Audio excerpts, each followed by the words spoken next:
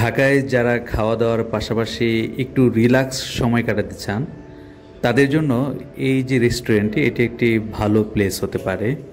হ্যাঁ, যদি আপনি চান যে আপনার কাছের মানুষদের সঙ্গে একটু সময় কাটাবেন অথবা বাচ্চাদের জন্য তাদের খেলাধুলার জন্য একটা দুর্দান্ত জায়গায় নিয়ে যাবেন, তাহলে আপনি এই রেস্টুরেন্টটি আপনি পছন্দ করতে পারেন। এখানে সবচেয়ে ভালো লাগবে যে বিষয়টি, এই রেস্টুরেন্টের আভিজাত্য। এই রেস্টুরেন্টের প্রতিটি জায়গায় এত সুন্দর করে ডিজাইন করা হয়েছে, আশা করি যে কোনো রুচিশীল মানুষকে এটি মুগ্ধ করবে।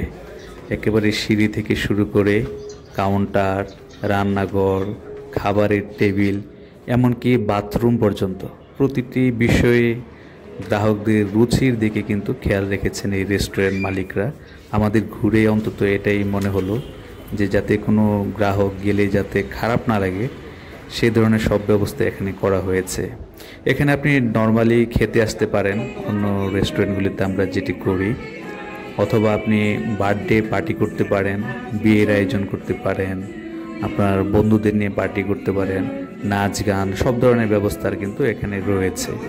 এটি এই বিল্ডিংটার যে বিল্ডিং এটি করা হয়েছে রেস্টুরেন্টটি, এটির দোতলা এবং তিনতলায় একটা বিশাল জায়গা নিয়ে রেস্টুরেন্টটি করা হয়েছে।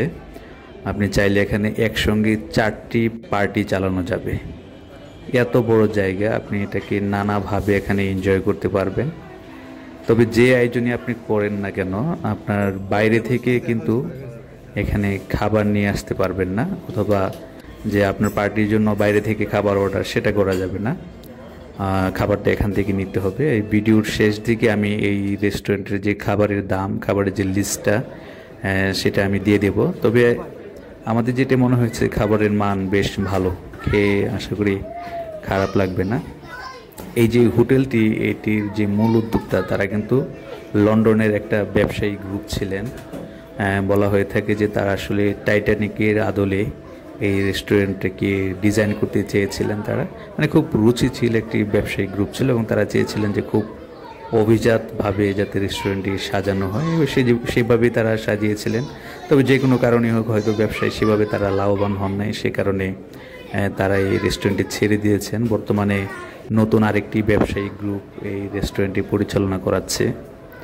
তো তারা আগের মালিকদের যে ডিজাইনটা ছিল সেটা কিন্তু তারা রেখে দিয়েছেন, সেটাকে কোনো পরিবর্তন আনেন নাই। কারণ এই রেস্টুরেন্টে এত সুন্দরভাবে সাজানো হয়েছিল যে এরপরে আর নতুন করে সাজানোর আসলে তেমন দরকার পড়ে না। আর এরকম একটা গুছানো বা পরিচ্ছন্ন জায়গায় আপনি একবার গেলে আশা করি বারবার যেতে ইচ্ছে করবে। সেই কারণে আমরা আসলে আজকের এই ভিডিওটি করছি, কারণ আমাদের গিয়ে ভালো লেগেছে রেস্টুরেন্টটা দেখে। আর আমাদের সবচেয়ে যেটি ভালো লেগেছে আসলে এখানে বাচ্চাদের যে খেলার জায়গাটা, মূলত আমরা বাচ্চাদের জন্যই এখানে টাইম স্পেন্ড করার চেষ্টা করেছি। একটা মাঝারি সাইজের একটা প্লেস আছে বাচ্চাদের জন্য একটা কর্নারে, কিন্তু এই জায়গার মধ্যে দোলনা থেকে শুরু করে বেশ কিছু রাইড সুন্দর করে গুছিয়ে রাখা হয়েছে। তো আপনি চাইলে আপনি খাওয়া দাওয়ার ফাঁকে আপনার বাচ্চারা এখানে খেলতে পারবে, তারা নতুন নতুন বন্ধু পাবে। ঢাকার মতো যে একটা আসলে এখানে যে দম বন্ধ করা যে জায়গা শহরটা, সেখানে এই ধরনের একটা স্পেস থাকা আসলে জরুরি। আর যে পরিচয়টা দেবো, এই রেস্টুরেন্টের পরিচয় দেওয়া হয়নি। রেস্টুরেন্ট হলো পার্ক টাউন রেস্টুরেন্ট। এটি হলো সংসদ ভবনের ঠিক পূর্ব দিকের যে রাস্তাটা আছে, এই রাস্তার উপরেই। আপনি ঢাকার যে কোনো প্রান্ত থেকে চাইলে মেট্রো রেল দিয়ে সহজে চলে আসতে পারবেন। সেজন্য আপনাকে বিজয় সরণি অথবা ফার্ম গেট, এই দুটার যে কোনো একটা স্টেশনে আপনি নামতে পারেন, কারণ এই দুটার মাঝামাঝি জায়গাতেই এই রেস্টুরেন্টে পড়েছে। সবচেয়ে কাছে হবে সম্ভবত বিজয় সরণি থেকে 1 মিনিটের রাস্তাও না। ফার্ম গেট থেকে আসতে হয়তো আপনার 3-4 মিনিট বা 5 মিনিট সময় লাগতে পারে হেঁটে আসতে গেলে আর কি।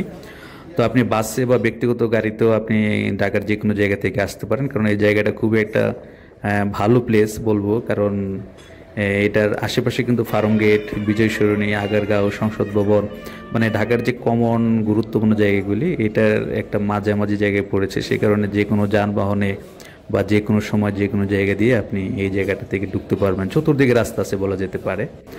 আর এখানে খেতে খেতে আপনি কিন্তু চাইলে বাইরের ঢাকা শহরের যে রাস্তাঘাট, ঢাকা শহরের যেটা বিশেষ করে সন্ধ্যার পরে ভালো লাগবে, বাইরের ঢাকা শহরটাও এখানে খাওয়ার ফাঁকে ফাঁকে দেখতে পারবেন। তো অনেকের একটু শখ থাকে, দেখতে ভালো লাগবে, সমস্যা নেই।